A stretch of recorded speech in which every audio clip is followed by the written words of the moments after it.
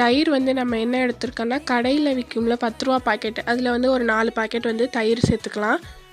அது புளிப்பு கம்மியாக இருக்கிறதுனால வந்து ஒரு 6 எலுமிச்சை பழத்தை வந்து ஜூஸாக எடுத்து சேர்த்துடலாம். இப்போ பார்த்திங்கன்னா இந்த படியில் தான் வந்து நம்ம வந்து அரிசி அளந்தோம். வந்து 1 kg படி. இப்போ வந்து ஒரு படி அரிசி எடுத்தால் 2.25 அளவுக்கு தண்ணி எடுத்துக்கணும். நம்ம 2 படி எடுத்துருக்கோம், அப்போ 4.5 படி தண்ணி எடுத்துக்கிறோம். இதுவே புது அரிசியாக இருந்துச்சுன்னா நீங்கள் 2 படி அளவுக்கு தண்ணி எடுத்தால் போதும். இப்போ இதில் வந்து நம்ம தண்ணியை சேர்த்துடலாம். தண்ணியை சேர்த்து மூடி வச்சிடலாம். தண்ணி கொதித்ததுக்கப்புறம் தான் அரிசி போடணும். நம்ம ஒரு 1/2 அன் ஹவருக்கு முன்னாடியே வந்து அரிசியை கழுவி நல்லா ஊற வச்சிட்டோம். நம்ம எடுத்திருக்க அரிசி வந்து துளசி பச்சை.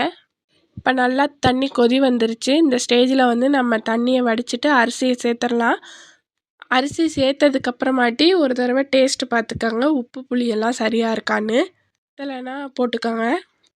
இப்போ வந்து ஒரு 10 மினிட்ஸ்லேயே வந்து நல்லா வந்து அரிசி வந்து பிரண்டு வந்துருச்சு. இந்த ஸ்டேஜில் நம்ம வந்து தம்மு போடணும். அதுக்காண்டி வந்து ஒரு பழைய தோசைக்கல்லை எடுத்து அடியில் வச்சுட்டு ஒரு வந்து ஈரத்தில் நனைச்சிட்டு மூடிக்கு கீழே போட்டு தம் போட்டுடலாம். இதில் வந்து ஏதாச்சும் ஒரு வெயிட் வச்சிடலாம். ஒரு 20 மினிட்ஸுக்கு அப்புறம் திறந்து ஒரு கிளறி விட்டோம்னா சூடான சுவையான சிக்கன் பிரியாணி ரெடி. டேஸ்ட்டு சும்மா சூப்பராக இருக்கும். நீங்களும் இது மாதிரி வீட்டில் ட்ரை பண்ணி பார்த்துட்டு கமெண்ட்டில் சொல்லுங்கள். பாய், அஸ்ஸலாமு அலைக்கும். நம்மளோட சேனலை சப்ஸ்கிரைப் பண்ணுங்கள், லைக் பண்ணுங்கள், ஷேர் பண்ணுங்கள், கமெண்ட் பண்ணுங்கள்.